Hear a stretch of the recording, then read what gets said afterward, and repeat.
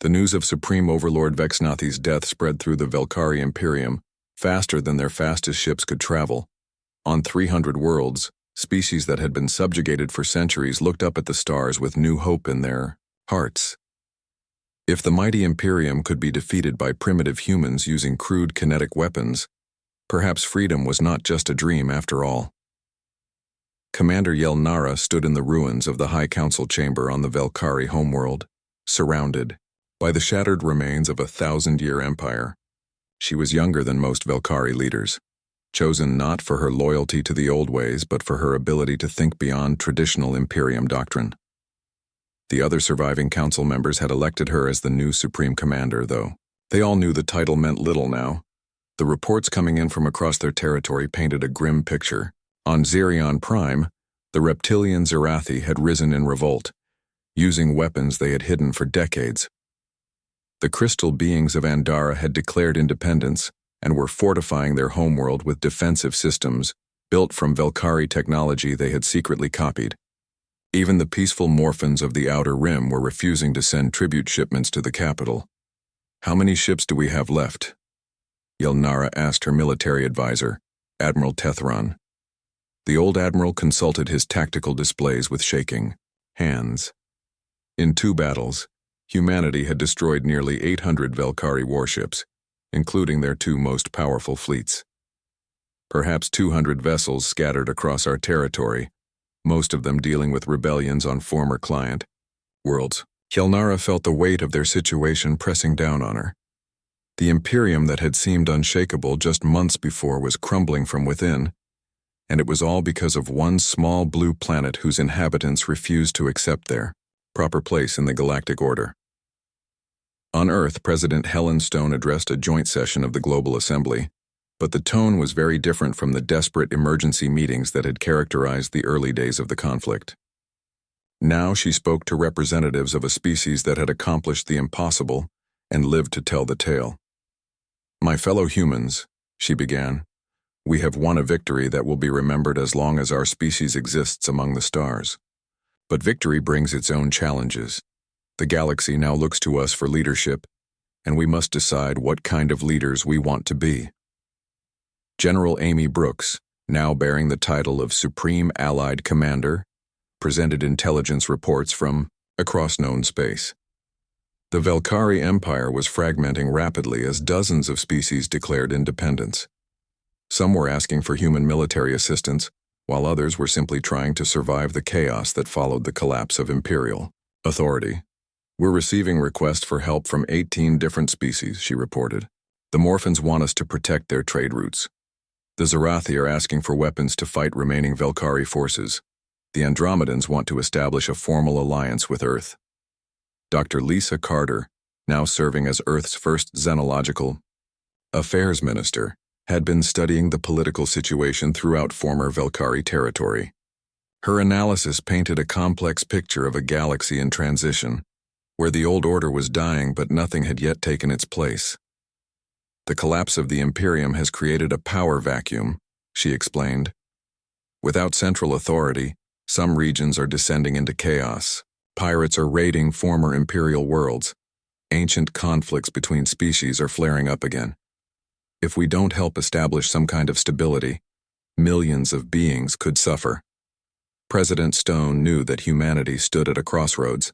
They could withdraw to Earth and let the galaxy sort itself out, or they could step forward and help build something better from the ashes of the old empire. The decision would define humanity's role in galactic civilization for generations to come.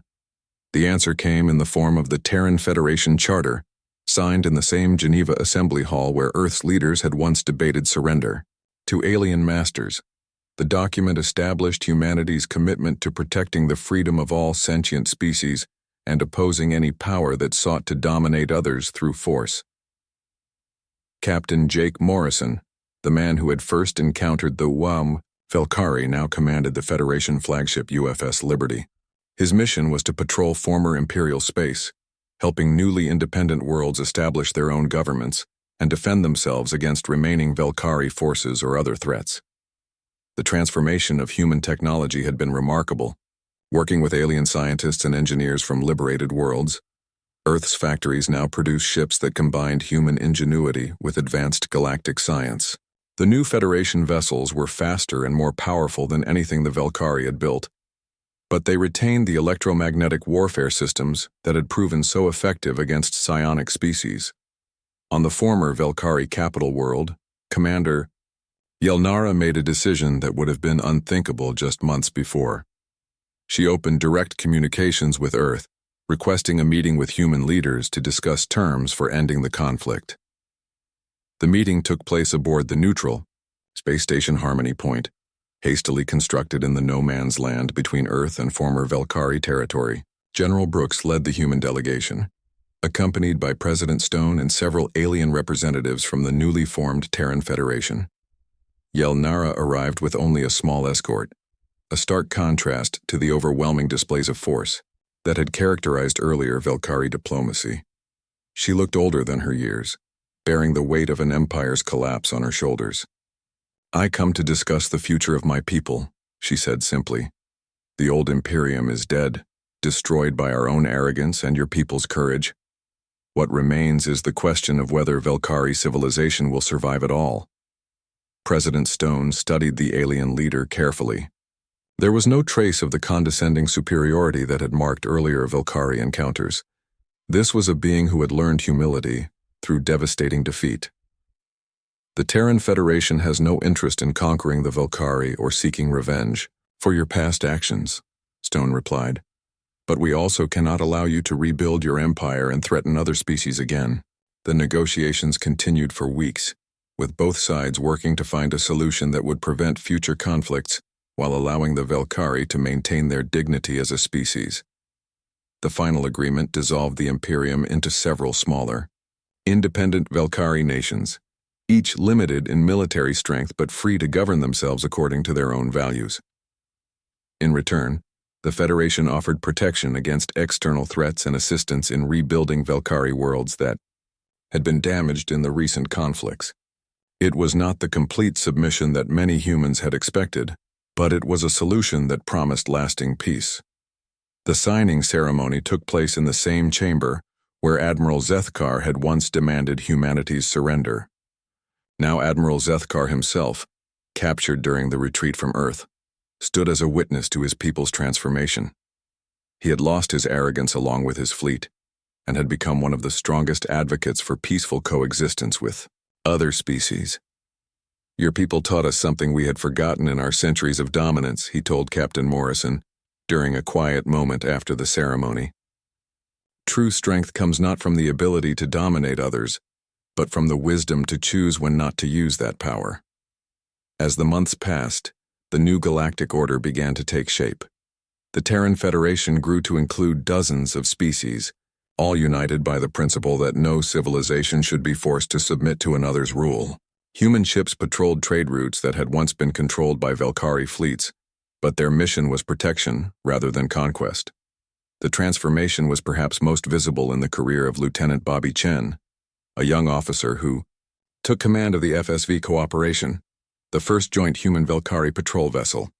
His crew included both species working together to explore the far reaches of the galaxy and defend against new threats that were already beginning to emerge from the chaos of the Imperial collapse.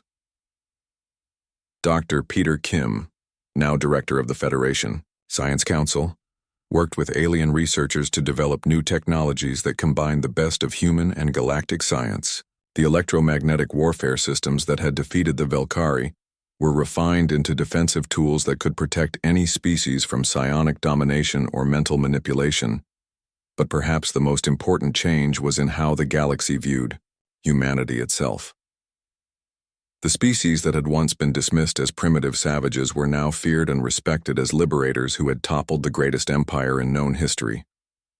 When other alien civilizations encountered humans for the first time, they did so with a mixture of curiosity and caution. On distant worlds where new threats were emerging, alien leaders would ask the same question when faced with seemingly impossible odds. What would the humans do?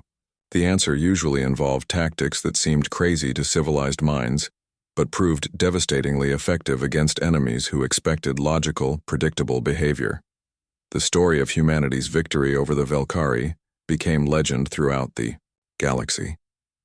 Parents of dozens of different species told their children about the small blue world whose people refused to kneel, who fought with primitive weapons and impossible courage against overwhelming odds.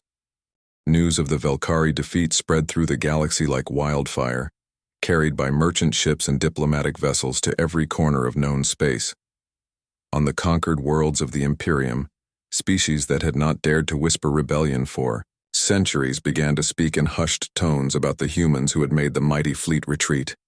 Supreme Overlord Vexnathi stood in the great council chamber on the Velkhari homeworld, his crystalline features twisted with rage. Around him, the other members of the High Council shifted uncomfortably as they absorbed the magnitude of their military disaster. In 1,000 years of expansion, no species had ever successfully resisted Velkhari conquest. "Explain to me," Vexnathi said, his mental voice cutting through the chamber like a blade, "how a primitive species with crude kinetic weapons managed to destroy 23 of our finest warships." Admiral Zethkar, his pride shattered along with a third of his fleet, struggled to find words that would not sound like excuses. "Supreme Overlord, the humans fight unlike any civilized species. They use tactics that make no strategic sense. They sacrifice themselves without hesitation. Their electromagnetic emissions disrupt our psionic coordination." The Overlord's anger was so intense that several council members stepped backward. "Are you telling me that radiostatic defeated the Velkhari Imperium?" "Not defeated, Supreme Overlord. We withdrew to regroup and develop new strategies. The humans cannot withstand the full might of our empire." Vexnathi moved closer to the disgraced admiral, his glowing eyes reflecting centuries of absolute power. "Indeed they cannot. You will take the Imperial battle fleet and crush this human insolence completely.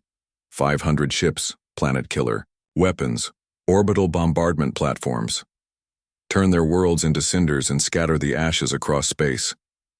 Meanwhile, on Earth, humanity was preparing for the storm they knew was coming. General Amy Brooks, now Supreme Commander of all Terran forces, stood in the war room deep beneath the Rocky Mountains. Around her, holographic displays showed the frantic activity taking place throughout the solar system as humans prepared for the next Velkhari assault. Maria Lopez, the chief engineer who had overseen the conversion of mining equipment into weapons, reported on the latest developments. "We've converted every piece of industrial machinery in the system. Asteroid miners are now kinetic bombardment platforms. Cargo haulers carry railgun arrays. Even the tourist shuttles from Luna have been fitted with electromagnetic pulse devices." Dr. Peter Kim joined them at the main display, his face showing the exhaustion of months spent working on humanity's technological crash program. "The electromagnetic warfare systems are ready for deployment. We've learned to weaponize the interference that disrupts their psionics. Our ships can now broadcast specific frequencies that cause physical pain to Velkhari crews." The breakthrough had come from studying the biological samples Dr. Lisa Carter had collected during first contact. The Velkhari nervous system operated on precise frequencies that evolved in their homeworld's unique electromagnetic environment. Human technology, considered primitive by galactic standards, naturally generated interference in exactly the wrong frequencies for Velkhari biology. Captain Danny Foster, now leading the newly formed Special Operations Command, outlined his team's missions.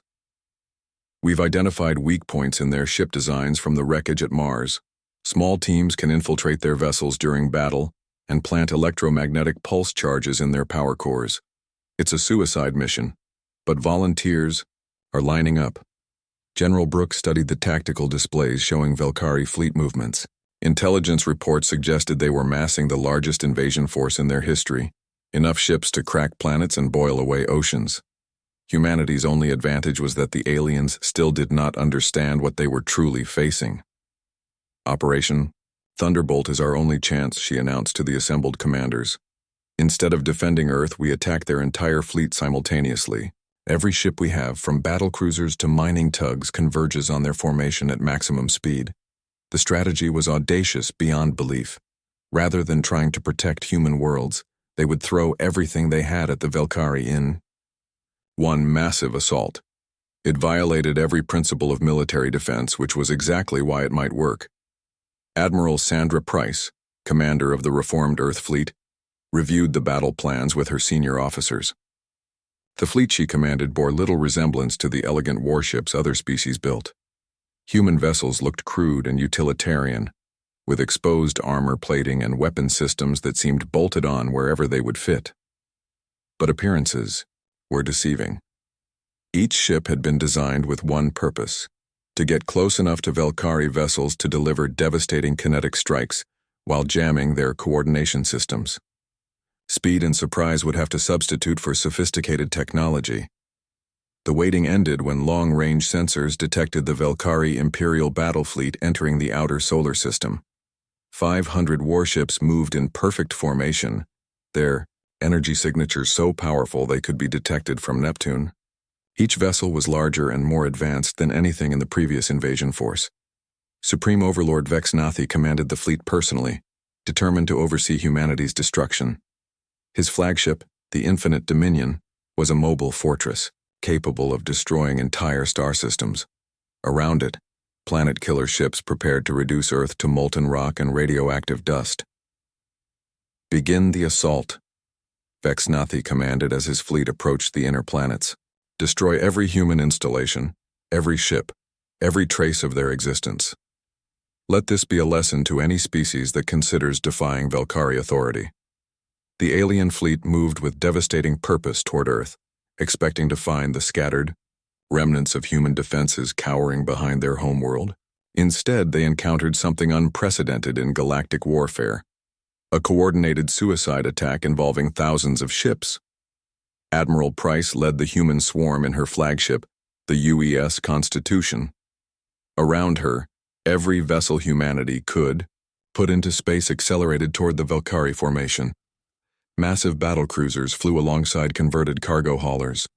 Military destroyers shared formation with mining vessels carrying nuclear charges. Even civilian spacecraft piloted by volunteers joined the desperate charge. The Valkyrie targeting systems, designed to handle threats from sophisticated opponents, could not cope with the sheer number of incoming contacts. Their computers registered thousands of ships attacking from every conceivable angle, many of them too small or primitive to be considered serious threats by their tactical algorithms. Major Kevin White led the 1st Special Forces Infiltration Team, using the chaos of the main battle to approach Valkyrie command ships in small stealthed craft. His mission was to plant electromagnetic pulse devices directly inside enemy vessels, disrupting their power systems from within. The battle that followed defied every rule of civilized warfare. Human ships swarmed the Valkyrie fleet like angry insects, firing kinetic weapons at point-blank range and ramming enemy vessels when their ammunition ran out. The aliens' precise targeting systems overheated, trying to track thousands of targets moving in seemingly random patterns. Worse for the Valkyrie, the electromagnetic interference from human systems created a zone of psychic static that extended throughout the battle area. Officers who had coordinated fleets through mental links found themselves isolated in their own minds, unable to communicate with their subordinates except through primitive voice systems they had not used in centuries. Supreme Overlord Vexnathi watched in horror as his magnificent fleet was torn apart by enemies that fought like rabid animals. Human ships exploded against his vessels in suicidal attacks that achieved nothing except damage. Or so he thought until he realized the terrible truth. Each seemingly pointless sacrifice weakened his fleet's defenses and created opportunities for follow-up attacks. A converted human freighter, its hull breached and atmosphere venting, managed to ram the Eternal Supremacy, one of the Imperium's most advanced battleships. The collision sent both vessels spinning out of control, where waiting human destroyers finished them off with railgun fire. The Overlord's own flagship came under direct assault when Major White's infiltration team managed to breach its hull during the chaos. The humans moved through the ship's corridors like deadly shadows, planting electromagnetic pulse devices and fighting Valkyrie security forces with weapons that seemed primitive but proved devastatingly effective in close combat. When the charges detonated, the Infinite Dominion's power systems cascaded into failure. Emergency lighting flickered throughout the ship as critical systems shut down one by one. For the first time in his long life, Supreme Overlord Vexnathi felt genuine fear. The battle reached its climax when a human cargo hauler, its crew dead, and systems failing, drifted toward the Velkari flagship on pure momentum. Vexnathi ordered his remaining weapons to destroy the derelict vessel, but the shots only triggered the nuclear charges hidden in its cargo bay. The explosion that followed was visible from Earth orbit. The infinite dominion, pride of the Velkari, fleet broke apart in a brilliant flash of light and debris. With it died Supreme Overlord Vexnathi, and the dream of easy conquest that had sustained the Imperium for 1,000 years. The Velkari invasion fleet dropped out of faster-than-light travel just beyond Mars, their ships appearing like deadly flowers blooming in the darkness of space. Admiral Zethkar stood on the bridge of his flagship, the Eternal Dominion, watching, as 200 of the Imperium's finest warships took formation around him. Each vessel was a masterpiece of Velkari engineering, capable of reducing a planet's surface to molten slag within hours. Captain Rachel Wells received the alert at Olympus Defense Station, positioned in orbit around Mars. She was a career military officer who had spent the last 6 months preparing for this moment. Her station looked like a standard orbital platform from the outside, bristling with what appeared to be humanity's most advanced weapons: plasma cannons, missile batteries, and energy shields.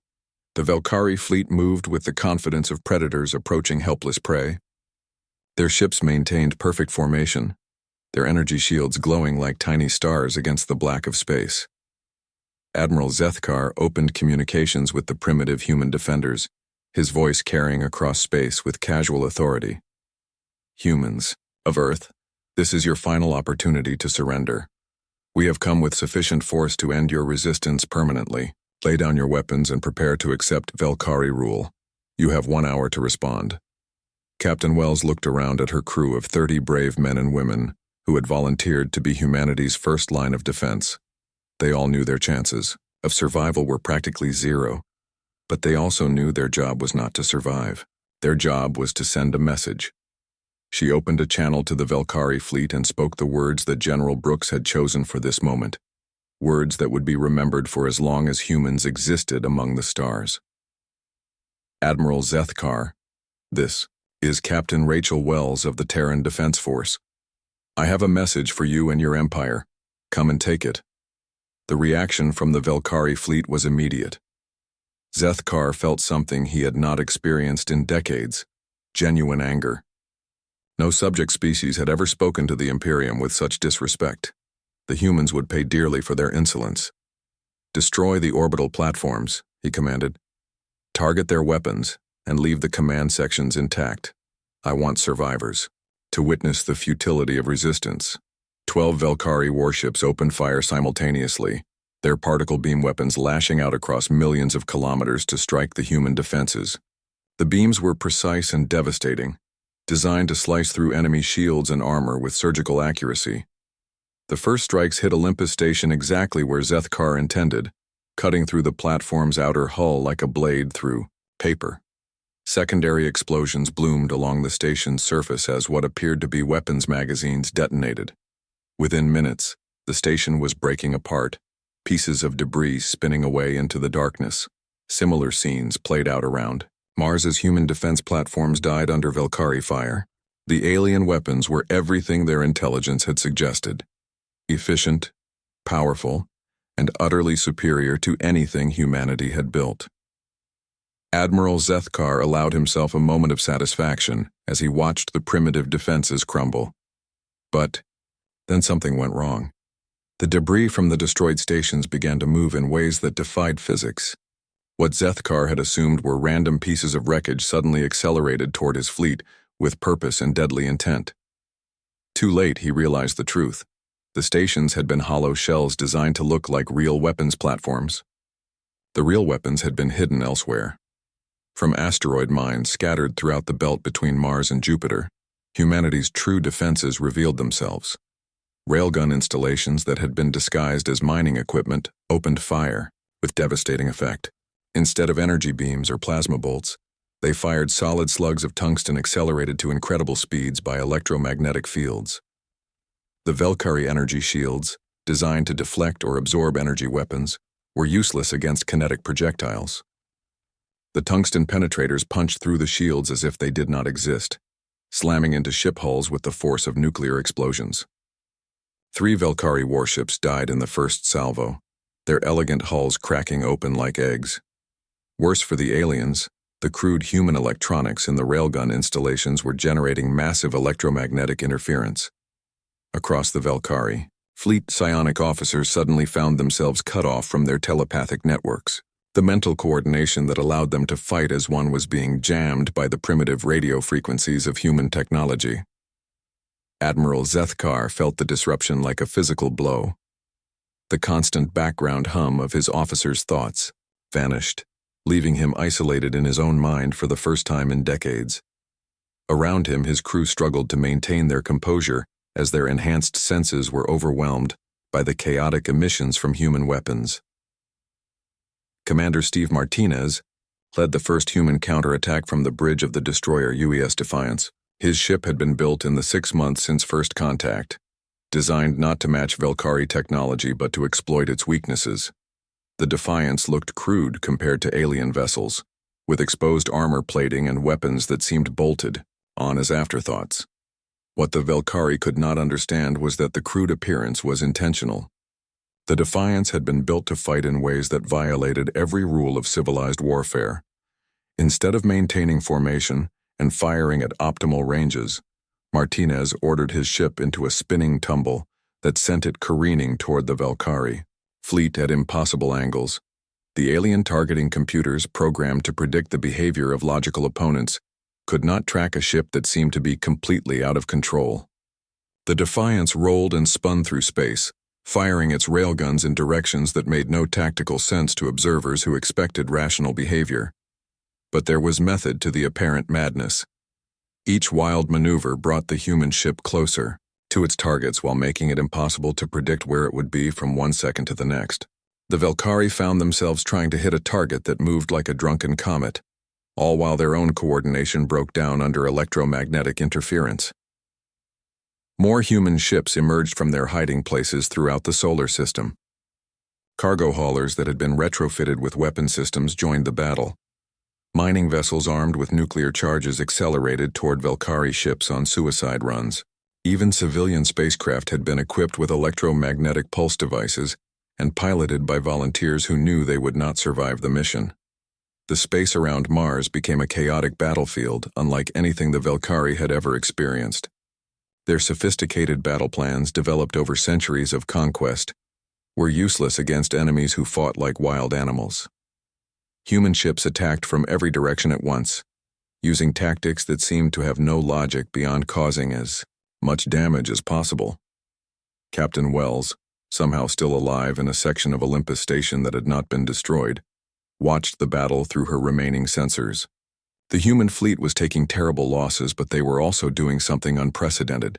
They were hurting the Velkari. Another Velkari warship died as a converted cargo hauler rammed it at full speed. The hauler's crew had manually overridden every safety system to ensure maximum impact, turning their ship into a guided missile weighing thousands of tons. The collision sent both vessels spinning into nearby space debris, where secondary explosions finished what the ramming had started. Admiral Zethkar felt fear for the first time in his long career. His fleet was designed to fight civilized opponents who valued their lives and followed predictable military doctrine. These humans fought like berserkers from ancient legends, seemingly without regard for their own survival. "Fall back," he commanded, his voice carrying none of its usual authority. "Reform at the Jupiter orbital zone. We will regroup and plan a proper assault." The surviving Velkari ships began to withdraw from the battle, their energy shields flickering under continued kinetic bombardment. They moved with desperate speed, no longer the confident predators who had entered the solar system hours before. As the alien fleet retreated, the human survivors watched in amazement. Captain Wells could barely believe what her instruments were telling her. The mighty Velkari Imperium, conquerors of 300 star systems, was running away from Earth. The cost had been enormous. Most of the human defenders were dead, and their improvised fleet was scattered wreckage floating in space. But they had accomplished something that no other species in the galaxy had managed in over 1,000 years. They had made the Velkari retreat.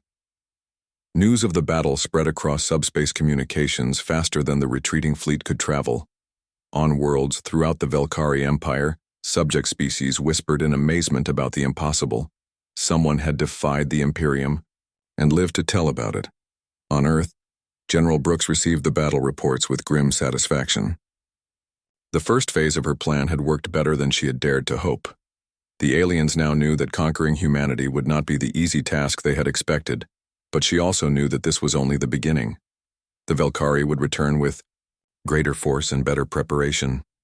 The real test of human resolve was still to come, and next time the aliens would not underestimate their enemy. The galaxy was about to learn what humans could accomplish when fighting for their freedom.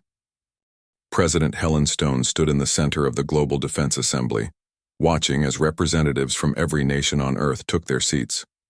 The emergency session had been called within hours of the Horizon's return, and the mood in the room was tense. Jake Morrison had delivered his report to the world leaders 3 days ago, and now they had to decide humanity's future. The assembly hall in Geneva was packed beyond capacity. Every seat was filled, and people stood along the walls. Outside, crowds gathered in the streets waiting for news about Earth's first contact with aliens. The world had changed overnight, and everyone knew it. General Carl Hayes walked to the podium, his weathered face showing the strain of the past few days. Behind him stood Colonel Amy Brooks, the military's best strategic mind. She was young, for her rank, but her ideas had won every wargame simulation she had ever participated in. "Ladies and gentlemen," General Hayes began, "we face a threat unlike anything in human history. The Velkari Imperium commands technology that makes our best weapons look like stone tools. Their ships can appear and disappear at will. Their weapons can destroy planets. They rule over hundreds of worlds and dozens of different species." The room was silent as people absorbed this information. Many had hoped that the aliens might be friendly neighbors who would help humanity reach the stars. Instead, they had found masters who wanted servants. President Stone stood up from her seat at the front of the room. She was a tall woman with gray hair who had led Earth through several crises, but nothing like this. Her voice carried clearly through the hall as she spoke. "The Velkari have given us 6 months to surrender our independence and become their subjects. They believe this is generous since they usually just take what they want by force. The question before us is simple. Do we submit, or do we fight?" A representative from Brazil raised his hand. "Madam President, how can we possibly fight beings who can travel faster than light and speak directly into our minds? Our weapons are useless against their technology." Colonel Brooks stepped forward. "That's what they want us to think. But I've been studying the recordings from the Horizon's encounter, and I see weaknesses. Their confidence might be their biggest weakness of all." She activated a holographic display that showed images from Jake's meeting with Admiral Zethkar. The alien's tall form dominated the center of the projection, but Amy pointed to smaller details that most people had missed. "Look at their body language," she said. "They never sat down during the entire meeting. Dr. Carter's medical scans show that their bone structure is actually quite fragile. They've evolved in low-gravity environments and rely on their technology to support them." Dr. Peter Kim, Earth's leading expert on alien technology, joined them at the podium. He was a small man with thick glasses who had spent his entire career studying theoretical physics. Now he was humanity's best hope of understanding Velkari science. "The electromagnetic signatures from their ships show some interesting patterns," he explained. "Their technology operates on frequencies that are very close to the ones our electronics use. This might not be a coincidence." Lisa Carter, who had returned from the Horizon with samples and data, added her findings. "Their biology is fascinating but limited. They seem to have trouble with environments that aren't carefully controlled. When Commander Jackson's radio produced static, they showed clear signs of discomfort." The Russian representative leaned forward in his seat. "Are you suggesting we can actually hurt them with radio static?" "Not hurt exactly," Lisa replied, "but definitely disrupt them. Their psionic abilities might be vulnerable to electromagnetic interference. If we're right about this, their greatest strength could also be their weakness." President Stone called for a short break. and the assembly hall filled with quiet conversations as people discussed what they had heard. In a small room nearby, the military leaders gathered around Colonel Brooks as she outlined her preliminary strategy. "We can't match their technology," she said. "But we don't need to. We just need to make conquest more expensive than they're willing to pay. The key is to make them think we're weaker than we actually are, while preparing for the kind of fight they won't expect." General Hayes nodded slowly. "What do you have in mind?" Amy spread out a series of charts and diagrams on the table. "The Velkari rule through intimidation and superior technology. They probably haven't fought a real war in centuries. All their conquered species submitted quickly when faced with overwhelming force."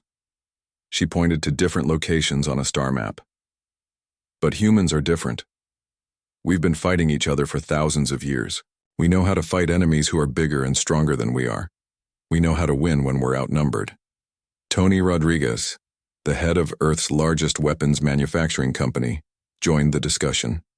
He was a practical man who had built his fortune by making things that worked reliably under pressure. "I can retool our factories within 2 months," he said. "Instead of trying to copy their energy weapons, we focus on what we do best: kinetic energy, explosives, and electromagnetic warfare. We build weapons that are simple, reliable, and devastating." Dr. Kim added his thoughts. "Their ships are designed to fight other energy-based civilizations. They probably have excellent defenses against plasma beams and particle weapons. But I doubt they've ever encountered a railgun firing tungsten penetrators at relativistic speeds." When the assembly reconvened, President Stone presented their decision to the world. The vote had been unanimous among Earth's leaders, though many had voted with heavy hearts. "The United Earth will not submit to alien rule," she announced. "We will use the next 6 months to prepare for war. Every nation, every company, every citizen must contribute to our survival. We may be primitive compared to the Velkari, but we are not helpless."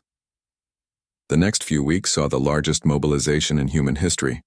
Factories that had produced consumer goods were converted to military production. Space stations that had been used for research became weapons platforms. The asteroid belt became a network of hidden missile bases and railgun installations. Colonel Brooks, now promoted to general, established her headquarters in the Cheyenne Mountain Complex. From there, she coordinated with military leaders around the world and in space. Her strategy was simple but effective: make the aliens think. Humanity was panicking while actually preparing the most sophisticated defense in Earth's history. Fake distress signals were broadcast toward known Velkari positions. Human diplomats sent messages, begging other alien species for help, knowing the Velkari would intercept them. Construction projects that looked like desperate attempts to build shelters were actually covers for weapons installations. Meanwhile, the real preparations happened in secret. Mining ships were retrofitted with nuclear warheads. Cargo haulers were equipped with railgun arrays. Even passenger shuttles were modified to carry electromagnetic pulse devices.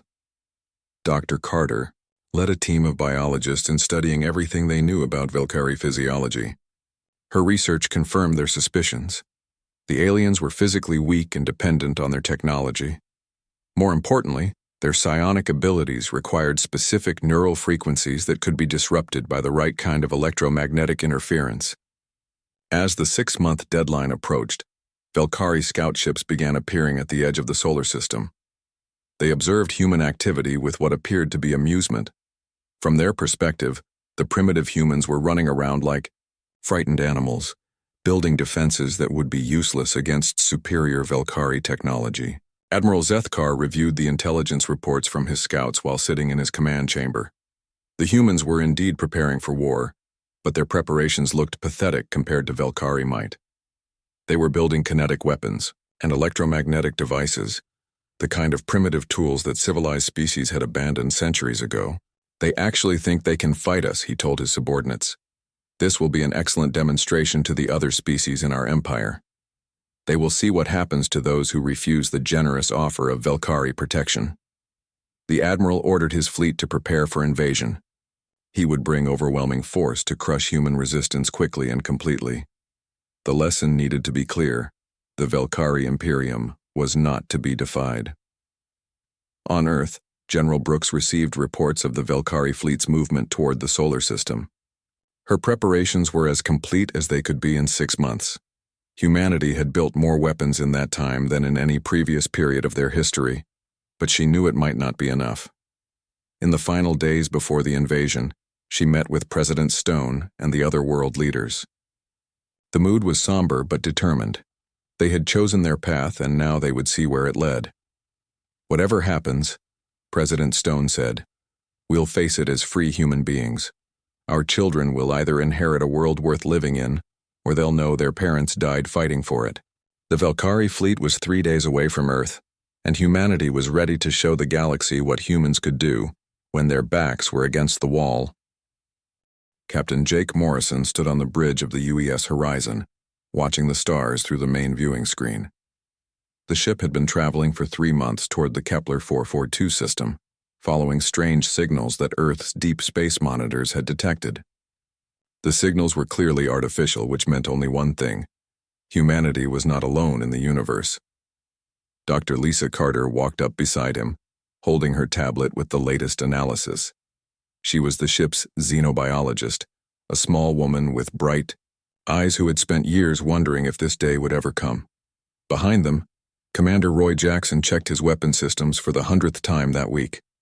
The military advisor never liked going into unknown situations without being ready for trouble. The signals had stopped 3 days ago, but the horizon kept moving toward their source.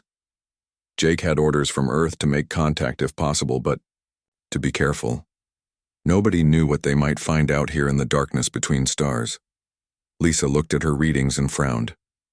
Something big was moving toward them, something much larger than their ship. The sensors showed multiple objects, all traveling faster than anything humans had ever built. Jake called his crew to battle stations, not because he wanted to fight, but because he wanted to be ready for anything. The space in front of them suddenly filled with light. 12 massive ships appeared out of nowhere, each one 3 times the size of the horizon. They were beautiful in a way that made Jake's breath catch in his throat. The ships looked like they were made of crystal and metal, with smooth curves that seemed to flow like water. Lights pulsed along their hulls in patterns that hurt to look at directly. A voice spoke inside Jake's head, clear and cold. He could tell from the way his crew looked around that they all heard it too. The voice did not use their ears, but somehow went straight into their minds. Primitive vessel, you will prepare for boarding. We are the Valkyrie Imperium, rulers of this sector. You will submit to our authority immediately. Jake felt a chill run down his spine, but he kept his voice steady when he replied. This is Captain Jake Morrison of the United Earthship Horizon. We come in peace, seeking dialogue with your people. There was silence for a moment, then something like laughter in his mind. Earth humans. Yes, we have observed your small blue world. You barely learned to leave your gravity well, yet you dare to travel among the stars. How amusing. One of the alien ships moved closer, and Jake could see strange lights moving across its surface. The ship was so large that it blocked out the stars behind it. A section of the hull opened up, and a beam of light reached out to grab the horizon. Jake felt his ship being pulled in despite his engines running at full power. Do not resist, the voice said. You will come aboard our vessel. Your primitive weapons cannot harm us, so do not try to use them. Jake looked at Roy, who shook his head slightly. Their weapons were indeed primitive compared to what they were seeing. The commander had missiles and railguns, but these aliens had technology that seemed like magic. The horizon was pulled into a massive bay inside the alien ship. The bay was so large that a dozen ships like theirs could have fit inside with room to spare. As soon as they landed, the air around them shimmered, and 3 figures appeared on their bridge, as if they had walked through the walls. The aliens were tall, much taller than humans, with long limbs and smooth skin that looked like polished stone. Their faces were narrow, with large eyes that seemed to glow from within. They wore robes that moved without any wind, and Jake could feel power radiating from them like heat from a fire. The center alien spoke, and this time Jake could hear the words with his ears as well as his mind. I am Supreme Admiral Zethkar of the Valkyrie Imperium. You will accompany us to the council chamber, where we will discuss your future. Jake, Lisa, and Roy followed the aliens through corridors that seemed to stretch forever. The walls glowed with their own light, and Jake could see no doors or windows anywhere. The aliens moved without making any sound, their feet not quite touching the floor. The council chamber was enormous, with a ceiling so high that Jake could not see the top. Admiral Zethkar gestured, and chairs appeared from the floor for the humans to sit in. The alien remained standing, looking down at them like a teacher watching children. "Your species is young and weak," Zethkar said. "You have barely mastered fire and metal, yet you think you can travel among the stars like the great races. This is both foolish and dangerous." Lisa leaned forward in her chair. "We're not trying to be dangerous. We just want to learn about the universe and maybe make friends with other species." Zethkar made a sound that might have been laughter. "Friends? Yes, you can be our friends. The Velkari Imperium has room for all species, even primitive ones like yours. You will return to your world and tell your leaders that Earth is now under our protection." "What does that mean exactly?" Jake asked, though he suspected he already knew. "It means your people will work for us. You will mine the asteroids in your system and grow food on your fertile worlds. In return, we will protect you from other species that might want to harm you. You will be safe under our care." Roy finally spoke up. "And if we don't want your protection?" The temperature in the room seemed to drop by 10 degrees. Zethkar's glowing eyes focused on the commander with an intensity that made Jake want to step backward. "That would be most unwise," the alien said. "The galaxy is full of dangerous species. Without our protection, your people would not survive long. But do not worry. We do not expect an answer right away. You are clearly not equipped to make such important decisions." The alien waved his hand, and images appeared in the air above them. Jake saw fleets of ships so vast they blotted out the stars, weapons that could crack planets in half, and worlds filled with billions of Velkari citizens. "This is just a small part of our empire," Zethkar said. "We rule over 300 star systems and 47 different species. All of them are happy under our guidance. Your Earth will be happy too once you accept your place in the natural order." Lisa was studying the aliens carefully with her scientist's eye. She noticed how they never seemed to breathe hard, even in the thick atmosphere of their ship. Their skin looked strong, but she wondered if it might actually be brittle like crystal.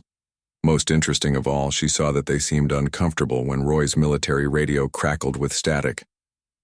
"We need time to think about this," Jake said. "This is a big decision for our entire species." Zethkar nodded as if he had expected this. "Of course, we are not unreasonable. You will have 6 months to discuss this with your leaders and return with your answer. But do not take too long to decide. Other species in the galaxy are not as patient as we are." The aliens escorted them back to their ship, and Jake felt the horizon being released from the larger vessel's grip. As they moved away from the Velkari fleet, he looked back at the massive ships floating in space like sleeping giants. "What do you think?" he asked his crew. Lisa was already reviewing her scans. "They're advanced, but there's something strange about their biology. I need to study this data more." Roy checked his weapons again. "They're confident, maybe too confident. That might be something we can use." Jake set course for Earth, knowing that everything was about to change. Humanity was no longer alone, and their new neighbors had very definite ideas about humanity's future. The question now was whether Earth would accept their fate as servants, or if they would find another way. The journey home would take 3 months, and Jake spent every day of it wondering what kind of world they would return to. Would it be a world preparing for slavery, or a world preparing for war?